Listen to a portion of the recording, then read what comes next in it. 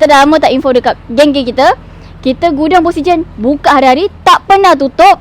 Jangan risau ayah cik, kita orang ada kat sini dari 8 pagi sampai 12 malam.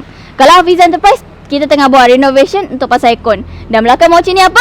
Sofa 38,000 dah sold untuk abah kita, Datuk Sobri. Dah sold, kita nak hantar ke Selangor. So geng-geng Selangor, mana ni mochi tengah tunggu. Dan next, kita ada trip untuk ke mana pula? Felda? Untuk, yes, Felda Tenggara Kota Tinggi. Untuk acik online kita yang beli barang secara deal, secara live dengan Angel, dengan Mochi.